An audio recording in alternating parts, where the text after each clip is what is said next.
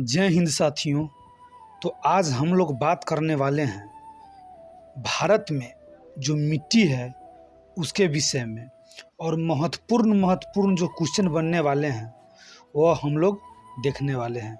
अगर आप इस वीडियो को देख लेते हैं तो भारत की जो मिट्टी से जो भी क्वेश्चन बनने वाला है वो एक भी नहीं छूट सकता है।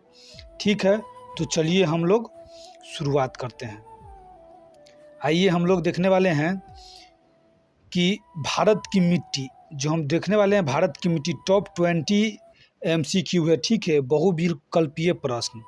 चलिए तो हम लोग शुरुआत करते हैं कि भारत में सबसे अधिक क्षेत्रफल में पाई जाने वाली मिट्टी कौन सी है।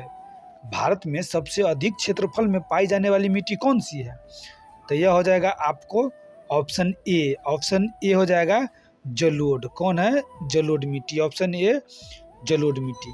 अगला क्वेश्चन हम लोग देखने वाले हैं।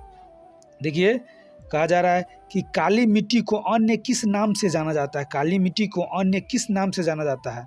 तो काली मिट्टी को ही रेगुर के नाम से जाना जाता है। किससे? रेगुर। ऑप्शन बी हो जाएगा। समझ लीजिए, काली मिट्टी है तो काली को रेगुर के नाम से जाना जाता है। आइए अगला प्रश्न हम लोग देखने वाले हैं। देखते हैं कि काली मिट्टी किस फसल के लिए उपयुक्त मानी जाती है। काली मिट्टी जो है किस फसल के लिए उपयुक्त मानी जाती है? तो यह हो जाएगा ऑप्शन सी, कपास के लिए। बहुत बार पूछा जा चुका क्वेश्चन है, बहुत ज़्यादा पूछा जाता है। ये क्वेश्चन कई बार पूछा जा चुका है और बार बार पूछा जाता है।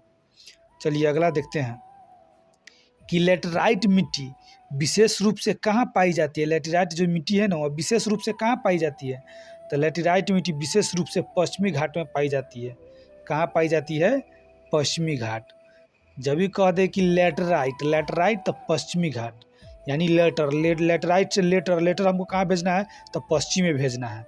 तो इससे आपको ट्रिक से आपको याद रख सकते हैं कि लेटर भेजना है हमको पश्चिम में।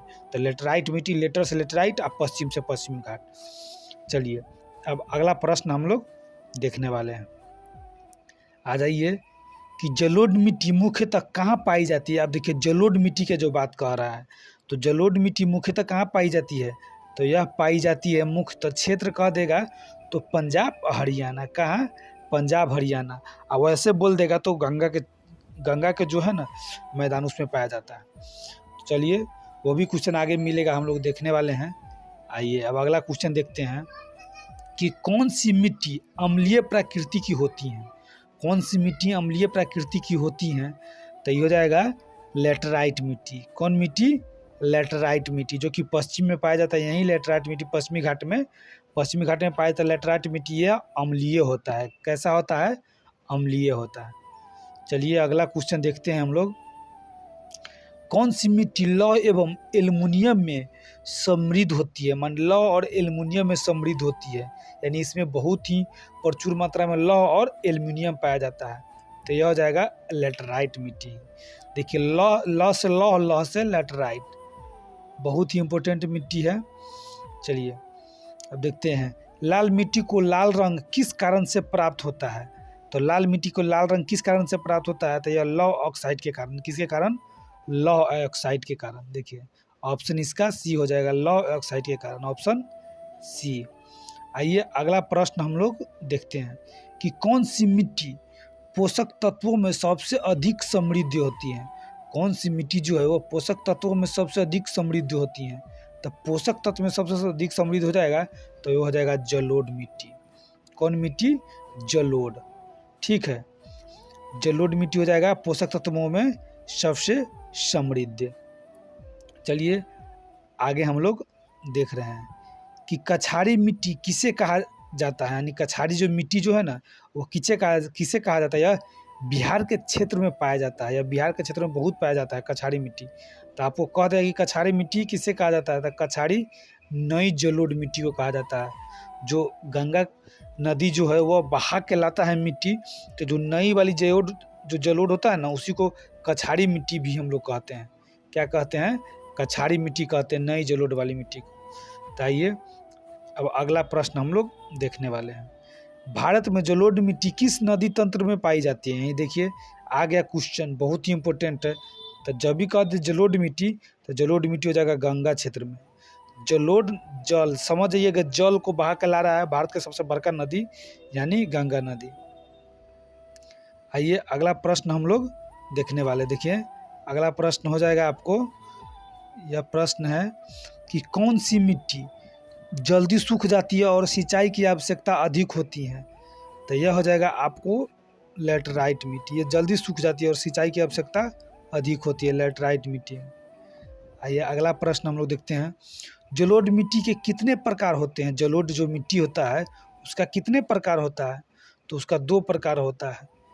या देख लीजिए इसका ऑप्शन, नई और पुरानी जलोढ़। ठीक है, ये जलोढ़ की 2 प्रकार होता है।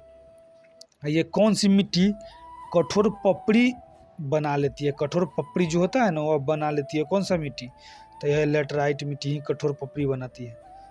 कौन बनाती है, लैटराइट मिट्टी कठोर पपड़ी। ये कौन सी मिट्टी विघटित ज्वालामुखी चट्टानों से बनी होती है। विघटित जो ज्वालामुखी चट्टानों से जो बनने वाली मिट्टी है वो कौन सी है, तो ये हो जाएगा काली मिट्टी। समझ जाइए, काली मिट्टी। ठीक है, तो ध्यान में रखिएगा।